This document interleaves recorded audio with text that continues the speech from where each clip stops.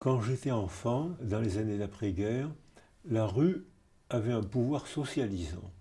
On se rencontrait par bandes de garçons. Il y avait moins de filles, mais on se rencontrait par bandes de garçons. On se donnait des conseils. On trouvait des petits jobs d'enfants, ce qui faisait notre fierté. On avait gagné quelques sous. On se donnait. Il y avait des rivalités de bandes, bien sûr. On se disputait. On jouait au football dans les rues à Paris. C'est-à-dire qu'on prenait le milieu de la rue, on jouait au football et on avait un code. Quand une voiture passait, on mettait le pull au vert là où était le ballon, on laissait passer la voiture. Et pour un match de 1 heure, on mettait le pull au vert 3 fois. Dans un match de 1 heure, il n'y avait pas de voiture. On partait en patin à roulettes, se baigner par bande. En patin à roulettes, on allait se baigner dans la Seine, au Trocadéro, avec la serviette autour du cou, et on allait en patin à roulettes, on se baignait et on rentrait à la maison, on traversait Paris. Impensable aujourd'hui. Ici, des médecins qui ont mon âge me disent que des enfants à partir de 10 ans partaient par bande de 30 à 50 en vélo pour aller se baigner dans les belles plages de l'Almanar. Ils faisaient 30 kilomètres. Ils faisaient 30 kilomètres en vélo avec la serviette et le pique-nique, et le soir, ils rentraient cuits, sales, couverts de sel, et ils rentraient, et les parents faisaient confiance. La rue était socialisante, et les enfants apprenaient à parler, apprenaient qu'on ne pouvait pas tout se permettre, parce que si on se permettait tout, il y avait des ripostes qui fait que très rapidement, on avait intérêt à apprendre les rituels de socialisation, mais ça se faisait, c'était une école. La rue était une école. Et puis maintenant, c'est impensable. Alors maintenant, les enfants sont déposés devant l'école par maman ou par papa. Ils ne marchent plus. Ils ne jouent plus dans la rue. Quand on veut les rendre heureux, on leur achète des robots. On les met dans des écrans, sachant bien que les écrans, non seulement mènent à la dépression au-dessus de 3 4 heures par jour, augmentent la probabilité de dépression de manière très rapide, jouent un rôle dans l'obésité, parce que les enfants, comme je l'ai vu en Chine, où l'école est surinvestie, où les machines sont surinvesties, les enfants, les bébés sont mis devant les écrans de télévision, ensuite ils sont portés par la mère à l'école où ils ne bougent pas, ensuite ils sont remis à table, ensuite ils sont remis devant l'écran de télévision, et ensuite ils sont remis au lit. Ils n'ont pas marché 50 mètres dans la journée, donc on s'étonne ensuite qu'ils deviennent obèses. Or, c'est ce que les Chinois appellent les enfants empereurs. Ils n'osent plus, les parents n'osent plus énoncer des interdits. Et j'ai vu des enfants de 6 ans faire ce que nous on appelle des caprices insupportables, entourés par 5 6 adultes qui faisaient semblant de sourire et qui attendaient que l'enfant arrête son caprice. C'est-à-dire qu'il est nécessaire de ne pas maltraiter les enfants, bien sûr, ça c'est la priorité des priorités, et il est nécessaire de revaloriser le pouvoir des adultes de façon à ce que l'énoncé d'un adulte soit suffisant pour permettre de ne pas passer à l'acte et qu'ensuite il faut refaire des groupes autour de la famille. La socialisation se fait un peu dans la famille. Dès l'âge de 6 ans, les enfants commencent à échapper aux préceptes familiaux pour s'intéresser aux préceptes du copain, de la famille d'à côté, de la religion d'à côté, comme ça se faisait dans tous les pays du Proche-Orient, ou dans les pays du Maghreb, ou en Afrique. On s'intéressait à la religion du voisin. Les musulmans, le jour du Shabbat, les musulmans allaient faire les corvées et la vaisselle dans les familles juives. Les familles juives ouvraient leurs portes pour que les enfants, tous les enfants du quartier, viennent prendre le goûter chez eux parce que les maisons musulmanes étaient plus encloses avec un très beau patio, un très beau jardin à l'intérieur, alors que dans les maisons juives c'était le contraire, tout était ouvert à l'extérieur et tout le monde vivait très bien. Et maintenant, la technologie non suivie de culture, la technologie déculturée, fait que maintenant on voit apparaître des isolats culturels, c'est-à-dire ce qu'on appelle maintenant le communautarisme, où chacun se clôt dans sa communauté, devient très moral dans sa communauté et totalement pervers en dehors de sa communauté. Si les autres meurent, c'est bien. Si les autres sont pauvres et en famine, tant pis pour eux. Donc c'est moral et perverses, et des morales perverses qui sont développées par la technologie sans culture.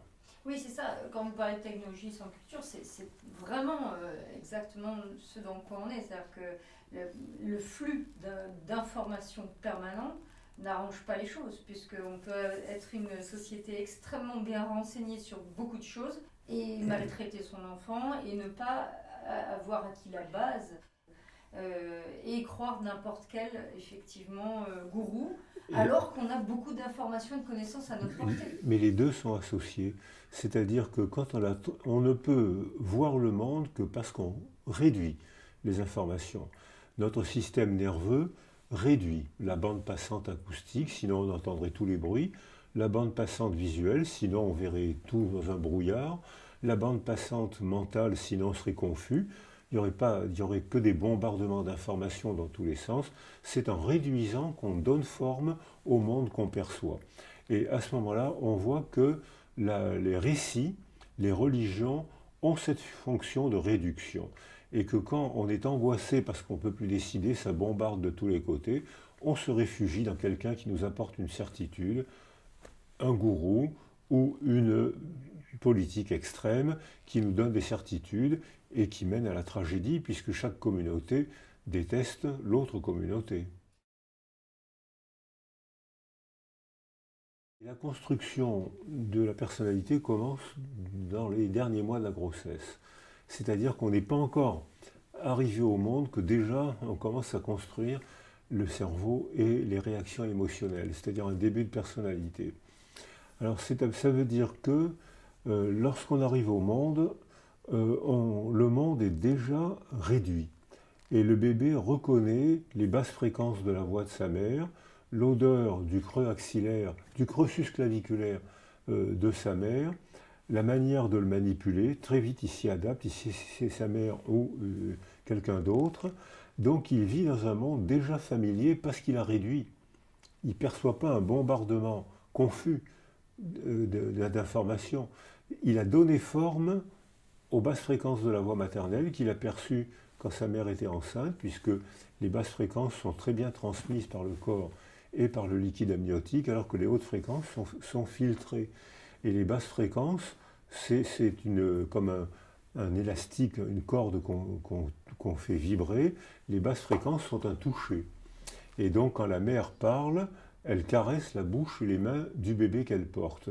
Donc quand le bébé arrive au monde, il reconnaît les basses fréquences de la voix maternelle qui sont déjà inscrites dans sa mémoire, parce que ça vient vibrer contre lui, et il tourne la tête et les yeux en direction de la source sonore de sa mère quand elle parle. Donc vous nous dites qu'il va chercher directement, Alors il cherche le mamelon sans école, il n'a pas besoin d'école, c'est-à-dire qu'à peine au monde, il s'oriente vers le mamelon, c'est très compliqué, hein, c'est pas évident.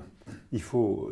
Pourquoi s'orienter? Alors il s'oriente sur le mamelon, mais si on lui donne le petit doigt, il s'oriente sur le petit doigt aussi, hein.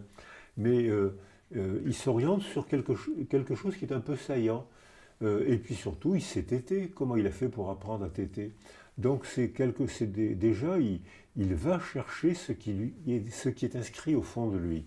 C'est donc une transaction. Il va chercher ce qui lui convient.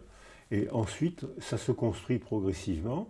Ensuite, il reconnaît la brillance des yeux. Alors, il y a plein d'expérimentations qui montrent que le visage maternel met 2 mois à peu près à cesser d'être un Picasso.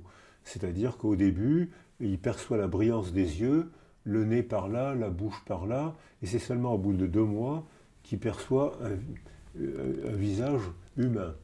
Et puis il perçoit ensuite le visage et la voix de son père vers le 3e, 4e mois, ce qui correspond à la théorie psychanalytique où le père doit intervenir après la mère pour empêcher que la mère ait tous les pouvoirs affectifs.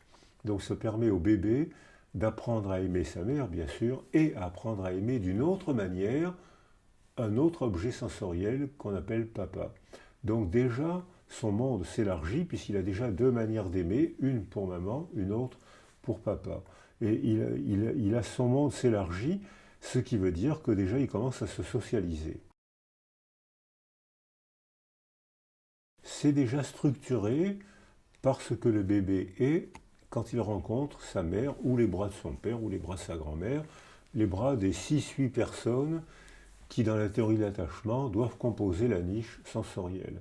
Et il reconnaît très vite, il fait la différence très vite, et il va quand il a un petit chagrin, une petite peur, il se précipite plutôt dans les bras de sa mère, ou même la voix de la mère suffit souvent à le sécuriser. Oui, oui, maman est là, ça lui suffit, hop, il se sécurise. Mais déjà, son monde est structuré. Mais il faut que le monde soit structuré par différentes figures d'attachement. Quand il n'y en a pas, c'est la tragédie, tout s'arrête, tous les développements s'arrêtent, les carences affectives, les négligences affectives sont très délabrantes, mais il ne faut pas qu'il n'y ait que la mère, parce que sinon c'est aussi un appauvrissement affectif.